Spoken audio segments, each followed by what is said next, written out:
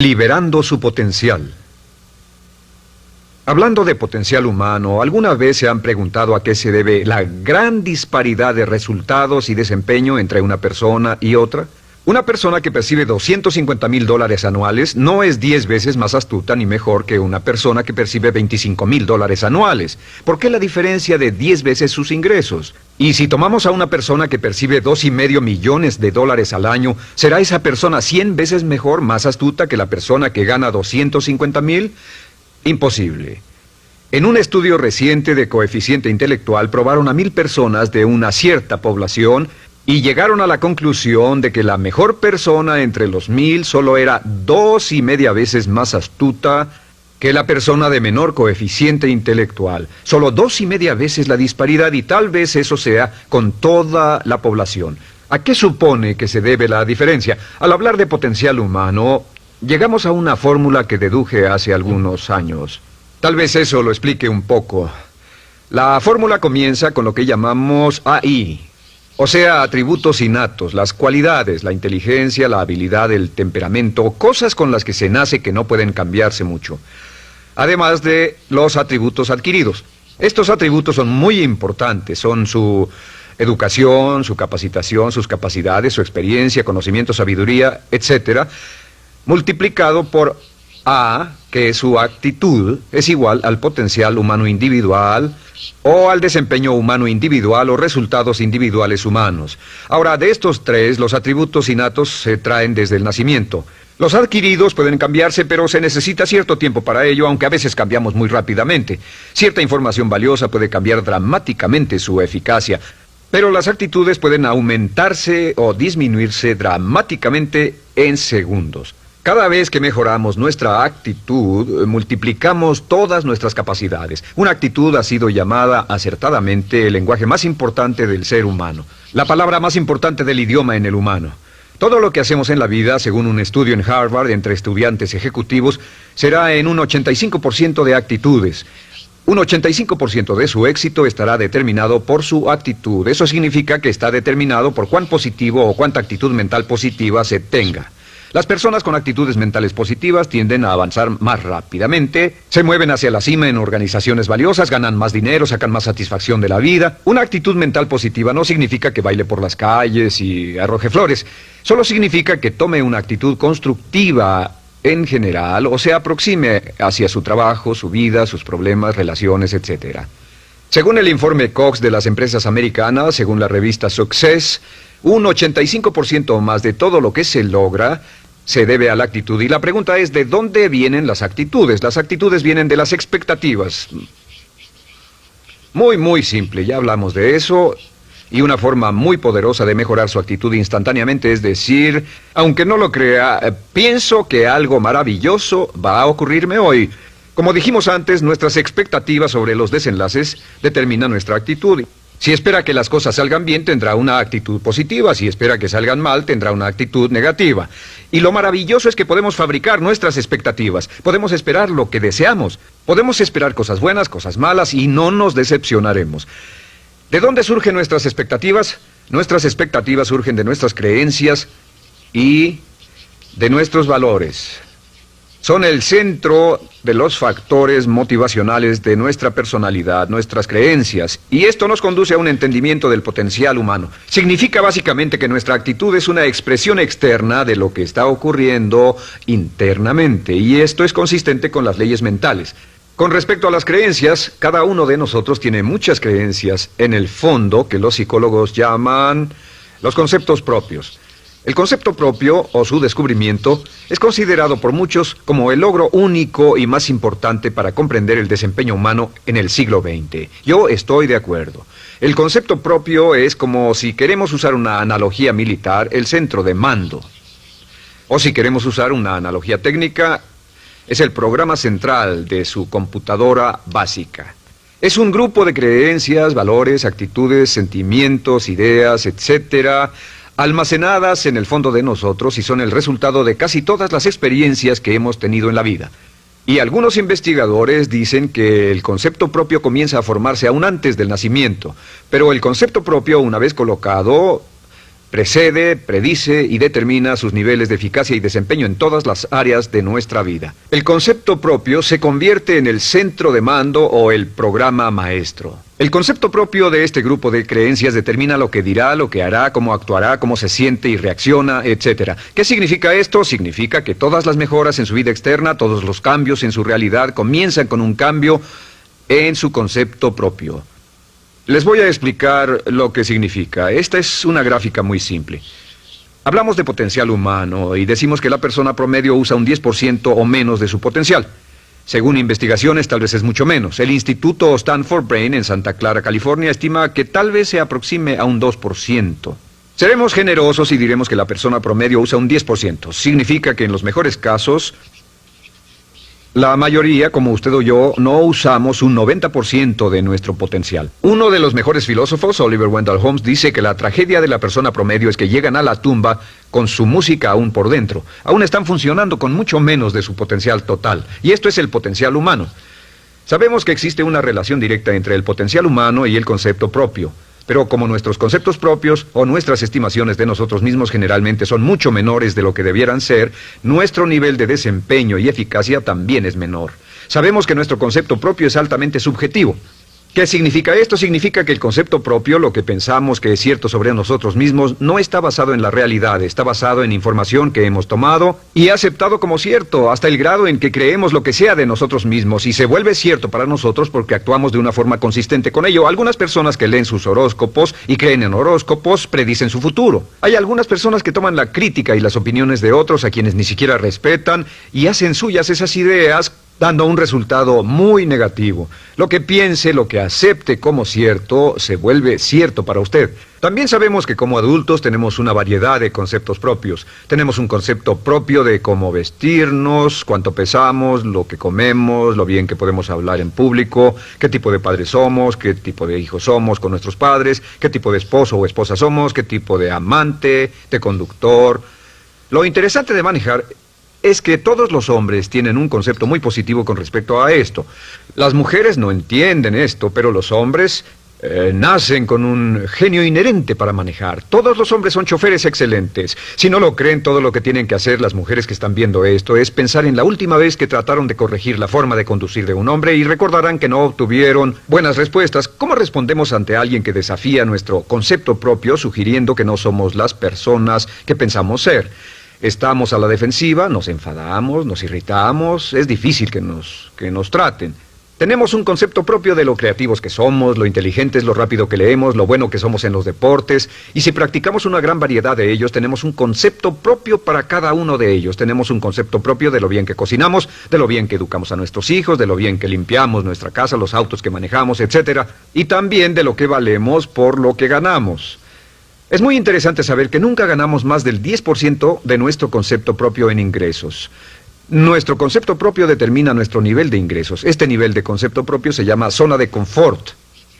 Y aunque querramos más dinero, veremos que la tendencia humana natural de todas las actitudes es luchar por lograr entrar a la zona de confort y luego quedarnos ahí. Si ganamos un 10% por encima de nuestro concepto propio de ingresos, tendremos una necesidad imperante de deshacernos de ese dinero. Lo donaremos, lo gastaremos en forma extravagante y hasta lo perderemos si recibimos demasiado. Las personas que ganan la lotería siempre están quebradas a los 2 o 3 años. Queman el dinero porque ese dinero está más allá de su concepto propio. Si gana 10% o menos de su nivel de concepto propio, se descubrirá luchando, trabajará más duro, más tiempo, pensará en forma más creativa, buscará diferentes formas para aumentar sus ingresos o sus segundos ingresos.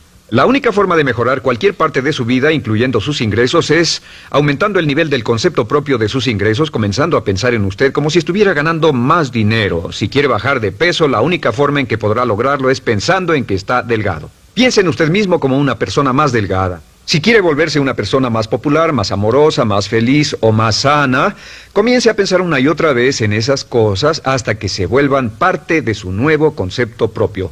Hablaremos de eso más adelante. Es una parte esencial de la programación de su mente hacia el éxito. Su concepto propio global está determinado por el promedio de sus conceptos propios en las áreas que considere importantes. Ahora, su concepto propio está formado de 3 partes críticas. La primera parte del concepto propio es el ideal propio. El ideal propio es la persona que más desearía ser, es su idea de lo que constituye un ganador, es su visión ideal de lo mejor que puede ser usted. Nada más, una de las cosas que sabemos de las personas con éxito es que las personas con éxito tienen ideales propios muy claros, ideales claros de quién quieren ser en el futuro. Las que no tienen éxito tienen ideales muy vagos. El número 2 es la autoimagen. La autoimagen es como un retrato de cómo se ve a sí mismo y lo que piensa de sí mismo. La autoimagen es el espejo interno, es como se percibe a sí mismo ahora en su desempeño actual, en forma cotidiana. La tercera parte es su autoestima. Su autoestima es cómo se siente consigo mismo. Cómo se siente consigo mismo es la fuerza motriz, el motor, la fuerza poderosa dentro de su subconsciente. Es la fuerza de energía dentro de su concepto propio y determina casi todo lo que le pasa. La mejor definición de autoestima es cuánto se agrada a sí mismo. Cuánto se agrada a sí mismo como esposo, cuánto se agrada a sí mismo como empleado, cuánto se agrada a sí mismo como jefe, como inversionista, como orador profesional, como atleta, etcétera. Según se agrade a sí mismo, su nivel de autoestima, su sentimiento emocional global respecto a cualquier área de su vida, determina su desempeño y su eficacia en dicha área. Lo sorprendente es que se convierte en lo que piensa, su concepto propio es maleable, su autoestima puede formarse repitiendo una y otra vez, me agrada mi persona, me agrada mi persona, me agrada mi persona. Me agrada mi persona, me agrada mi persona, me agrada mi persona. Entre más se repita, me agrada mi persona, me agrada mi persona, entre más lo repita una y otra vez, más crecerá su autoestima y entre más crezca su autoestima, más crecerá su concepto propio global. Cuando crezca su concepto propio global, su desempeño será mejor en todo lo demás que emprenda. Cada vez que diga, me agrada mi persona, me agrada mi persona, me agrada mi persona, me agrada mi persona, me agrada, será como bombearse psicológicamente. Todo lo que pase que haga que su autoestima suba, hará que se comporte mejor. Todo lo que haga que su autoestima baje hará que se comporte peor, que cometa errores, que sea infeliz, etc. Un punto crítico de agradarse a sí mismo, sobre autoestima y agradarse a sí mismo, es que, número 1, nunca puede querer a nadie más de lo que se quiere a sí mismo. Que su nivel de autoestima es determinante de la calidad de relaciones que tenga con los demás. Y número 2, es que nunca puede esperar que nadie más lo quiera o respete más de lo que se respeta a sí mismo. Cuanto se agrade o se respete a sí mismo, determina sus actitudes hacia usted. Todas las escuelas de psicología actualmente están de acuerdo en el hecho de que depende de lo que usted realmente se quiera y se respete a sí mismo como un ser humano valioso e importante, tiene efecto sobre todo lo que le pase. Cuánto se agrade a sí mismo, y lo que puede hacer es mejorar su autoestima diciendo me agrada mi persona, me agrada mi persona, me agrada mi persona, me agrada mi persona. Y esto nos lleva a la pregunta, ¿de dónde viene el concepto de autoestima?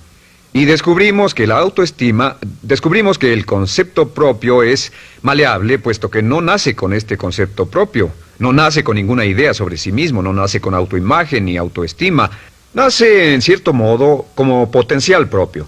Es la mejor forma de plantearlo. La persona promedio llega al mundo como potencial puro. Y no tiene el concepto propio de que todo lo que es ahora, todo sentimiento que tiene, toda actitud o valor, tuvo que aprenderlo en el transcurso de su vida. También sabemos que el niño llega al mundo con una necesidad imperante de amor y contacto. Y como una gran cantidad de investigaciones lo indican, necesitamos mucho amor y contacto durante toda nuestra vida, pero en especial durante nuestros años de formación, porque de niños aprendemos quiénes somos, cuánto valemos, si somos importantes, inteligentes, amorosos, chistosos. Todo esto lo aprendemos por la forma en que nuestros padres nos tratan. Si nuestros padres, nuestros parientes, tíos o tías, en especial nuestros padres, nos tratan como si fuéramos realmente importantes, crecemos pensando que somos realmente importantes, pero si nuestros padres no lo hacen, pasa algo más. Sabemos que los primeros años de vida son los más importantes para el desarrollo del concepto propio, que un niño comienza a partir de cero. El niño nace sin saber quién es él o ella. Son sumamente valiosos el primero, segundo, tercero, cuarto y quinto años de vida. Algunos psicólogos pensaban que eran los 5 primeros años, pero ahora dicen que son los 3 primeros años. En sus 3 primeros años de vida el niño aprende quién es y dicen que si se les da suficiente cantidad y buena calidad de amor en los 3 a 5 primeros años, los prepara usted de por vida. Los coloca en una base sólida de autoestima y confianza en sí mismos, valor e importancia realmente. Existe una relación directa entre la calidad y la cantidad de amor y el desarrollo de una personalidad sana. Entre más amor, amor incondicional, reciba un niño en sus años formativos, más fuerte será la base de su personalidad. El reverso de la educación es que casi todos los problemas de psicosis, neurosis, perturbaciones de la personalidad y problemas de comportamiento surgen de los problemas que se tengan con el concepto propio. Ahora observemos a los adultos. Aquí está nuestra personalidad adulta. Si nos observamos, podemos llegar a reparar nuestras bases, por así decirlo, repitiéndonos una y otra vez: me agrada mi persona, me agrada mi persona, me agrada mi persona, y llevamos ese concreto reparador hacia la base de nuestra personalidad. Los niños necesitan el amor como las rosas necesitan la lluvia. Los niños que carecen de amor a menudo mueren por escasez de amor. Es una enfermedad llamada marisma. Ahora, ¿qué más sabemos sobre los niños? Sabemos que los niños llegan al mundo con dos atributos notables. El primero es que no sienten temor. Los niños nacen sin temores. No temen a nada excepto a caerse y a los ruidos fuertes. Y esto se expresa en sus actitudes: yo puedo. Los niños llegan al mundo pensando que pueden hacer cualquier cosa, y quien haya criado a un niño hasta la edad de 3, 4 o 5 años sabe que debe pasar esos primeros años evitando que se maten, porque son como pilotos japoneses, porque no le tienen miedo a nada. Su segundo atributo es que llegan al mundo totalmente espontáneos. Dicen lo que quieren, hacen lo que quieren, son totalmente desinhibidos. Totalmente. Ellos no temen hacer nada de lo que desean, y esto se expresa en su actitud: no quiero. No tengo que hacerlo. Si ha tratado de controlar a un niño, lo habrá visto. Lo primero que dicen cuando comienza a darle órdenes, lo primero que aprenden es: no tengo que hacerlo. Claro, a veces cambiamos sus mentes de una u otra forma, pero estos son los dos atributos con los que los niños llegan al mundo. Llegan al mundo sin temores y desinhibidos. ¿Qué significa esto? Significa que nuestro derecho innato natural es no ser temerosos y ser desinhibidos. Y solo cuando podemos crear la misma situación en nuestra vida adulta, cuando no tememos y somos desinhibidos, nos sentimos a gusto con nosotros mismos. Las mejores organizaciones, las mejores compañías son las que crean un ambiente donde nos sentimos sin temores y sin reservas para ser nosotros mismos y para hacer lo mejor de nosotros. Al crecer descubrimos que los niños aprenden de dos maneras. La primera es por imitación. Imitan a uno o a ambos padres, en especial al padre dominante. Algunas veces el padre dominante cambiará cuando crezca el niño, y a veces los niños imitan al padre, a veces a la madre, pero aprenden por imitación. Muchas características y hábitos que tenemos como adultos los aprendimos de nuestros padres. ¿Alguna vez ha tenido la oportunidad, ha tenido la ocasión de gritarle o reñirle a uno de sus hijos? Verá que le dice las mismas cosas que le dijo su padre a usted cuando era niño. Así que imitamos. A veces imitamos su caminar, a veces su forma de hablar, a veces imitamos sus valores, sus creencias, etcétera, aunque esos valores y esas creencias no tengan ningún valor. ¿Por qué? Porque nuestros padres eran así cuando nosotros éramos niños. La segunda forma en que aprendemos es pasando de la incomodidad, lo que no se siente bien, hacia la comodidad. Freud llamó a esto el principio del placer. O sea que nos movemos hacia aquello que nos hace sentir cómodos, lo que nos da placer, lo que nos hace sentir bien con nosotros. Nos movemos de la incomodidad hacia la comodidad. Así es como aprendemos a no mojar el pañal, por ejemplo. Sabemos que no es agradable caminar con popó o pipí en nuestros pañales. Vemos lo que hacen nuestros padres, vemos lo que nuestros parientes hacen y decimos: estas personas no hacen lo que yo. Así aprendemos a caminar y lo demás. Así que de la incomodidad hacia la comodidad. Durante toda nuestra vida, por cierto, así es como aprendemos. Imitamos leyendo lo que otras personas hacen, estudiando libros y en el trabajo, imitamos cuando vamos a la escuela, y hacemos lo que nos da resultados positivos, lo que nos da refuerzos positivos, y hacemos cada vez menos las cosas que nos causan incomodidad o dolor. Ahora, muy temprano en la vida, como equivocación o como resultado de una equivocación que los padres cometen en la crianza, los niños comienzan a aprender hábitos y patrones negativos. Los patrones y hábitos negativos tienen sus raíces principalmente en la crítica destructiva. La crítica destructiva comienza muy temprano en la vida, a veces en los primeros meses. Y la crítica destructiva la usan los padres para dirigir y controlar a sus hijos. Desafortunadamente, tiene un efecto muy peligroso y dañino sobre nosotros, ya que la crítica destructiva tiende a minar la integridad de la personalidad del niño. Muchos de nosotros, incluyéndome a mí y a muchos de ustedes, nos hemos visto minados y heridos por la crítica destructiva más que todas las guerras en la historia. Ahora, como resultado de la crítica destructiva, comenzamos a desarrollar hábitos y patrones negativos. Los patrones de hábitos negativos son respuestas condicionadas hacia los estímulos. Los patrones de hábitos negativos se desarrollan en los inicios de la vida. Se desarrollan como resultado de una repetición del temor y el dolor una y otra vez. Se desarrollan como resultado de la crítica destructiva, el castigo físico, etc. En los inicios de la vida comenzamos a desarrollar dos manifestaciones que nos persiguen durante toda nuestra vida y más que ninguna otra cosa inhiben nuestro potencial. La primera es la llamada patrón de hábito negativo inhibido. El patrón de hábito negativo inhibido se aprende cuando al niño le dicen una y otra vez no. Aléjate de ahí, no toques eso, y se le castiga. Cuando el niño intenta algo nuevo, o se involucra con algo, o huele algo, o derrama algo, o rompe algo accidentalmente, el padre estalla y se enfada mucho. Como ven, el niño está impulsado por la curiosidad insaciable de explorar su mundo. Y lo que pasa es que cuando lo explora o se interesa y echa a perder algo, si el padre reacciona golpeando al niño, el niño comienza a pensar cada vez que intento algo nuevo, cada vez que intento algo diferente, cada vez que voy más allá de mis límites, cada vez que me salgo de mi zona de comodidad, cada vez que no juego sanamente, me golpean, me castigan, me lastiman, me envían a mi alcoba y me siento mal. Y muy pronto el niño desarrolla el sentimiento de no puedo, no puedo. No puedo. Cada vez que trato algo diferente, me castigan. No puedo, no puedo, no puedo. Es como la respuesta de Pavlov. Pavlov sonaba la campana y le daba de comer a un perro, y el perro salivaba, y Pavlov alimentaba al perro. Mientras sonaba la campana, el perro salivaba y siguió haciendo eso, y después Pavlov solo sonaba la campana y el perro salivaba. Lo que pasa en la vida adulta es que esto crea lo que llamamos temor al fracaso. El temor al fracaso es una respuesta condicionada a un proceso de crítica destructiva que ocurre en los primeros 5 o 6 años de la vida. El temor al fracaso automáticamente nos activa, nos sentimos ansiosos, tensos, intranquilos, sentimos presiones y estrés en nuestro plexo solar, sentimos ganas de retirarnos del evento, y el temor al fracaso es la razón principal por los fracasos en la vida adulta. Es la razón principal por la que evitamos cumplir plenamente nuestro potencial. De hecho, todos los patrones de hábitos negativos se experimentan en el cuerpo físico.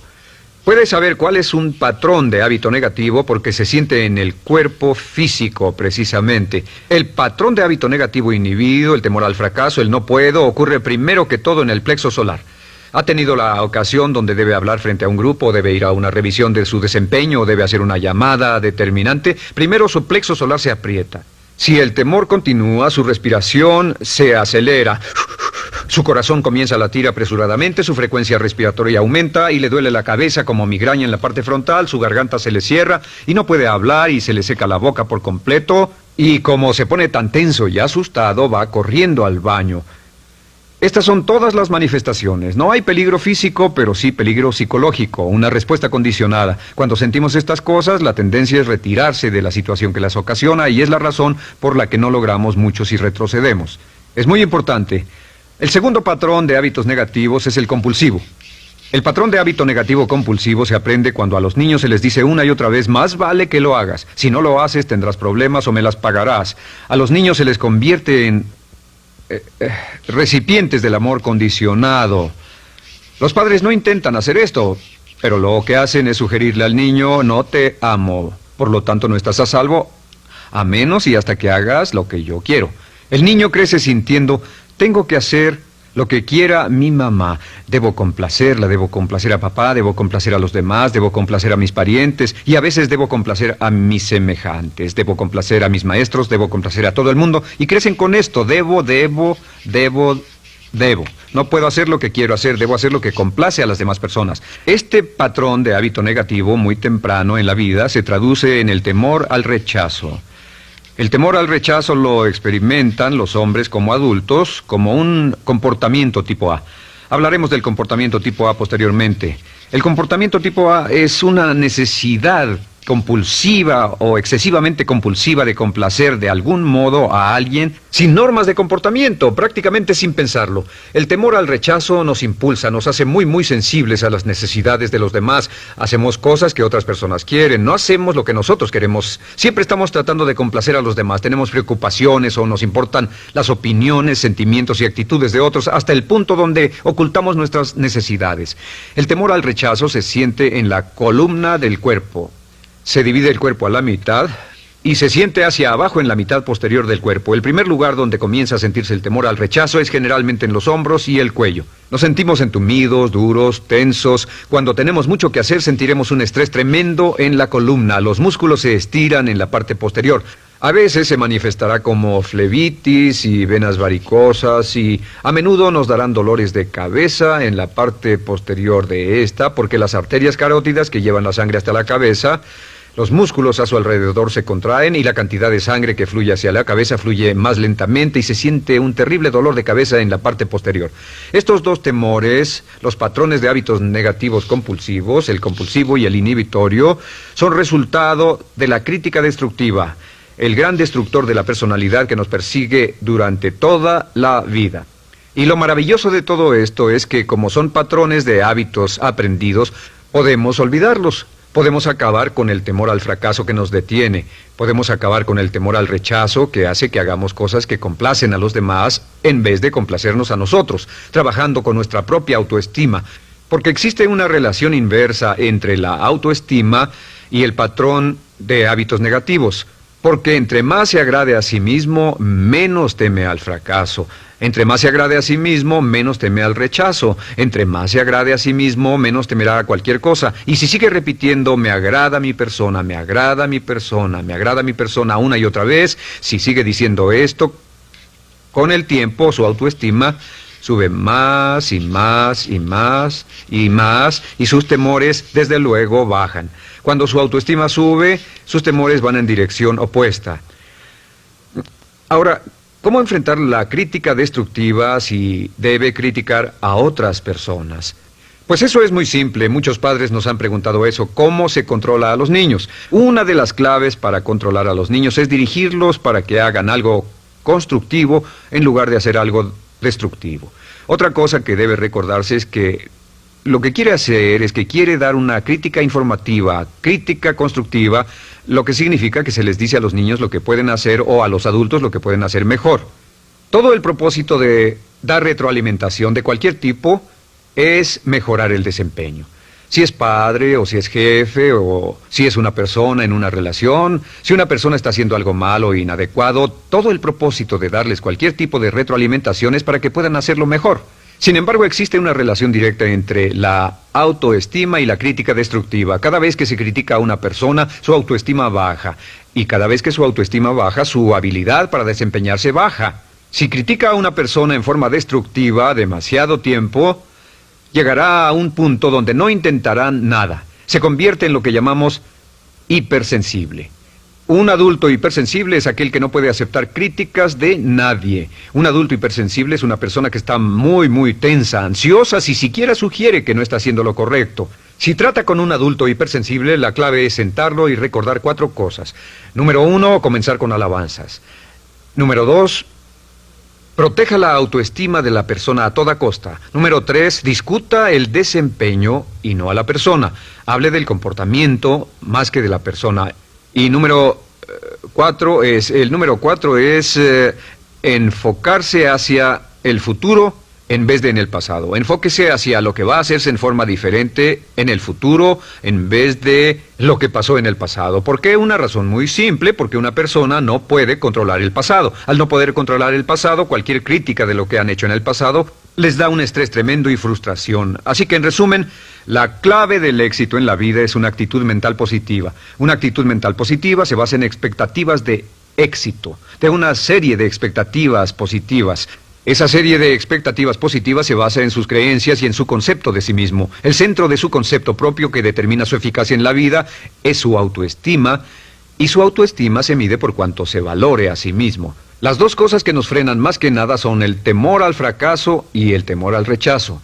Y uno de nuestros secretos centrales de éxito es este: Conviértase en un organismo generador de autoestima perpetua. Haga continuamente cosas para usted mismo, hacia sí mismo en su vida, que hagan que se agrade a sí mismo, que se ame, que se acepte, que se respete, que hagan que se sienta fantástico con usted mismo. Si es un jefe o un padre, no olvide que la clave para el máximo desempeño en su hogar y en su trabajo es hacer que las personas se sientan maravillosamente consigo mismas. Entre mejor se sienta consigo mismo y más se agrade, más probable será que logre que las personas a su alrededor lo quieran, lo acepten, lo respeten, se respeten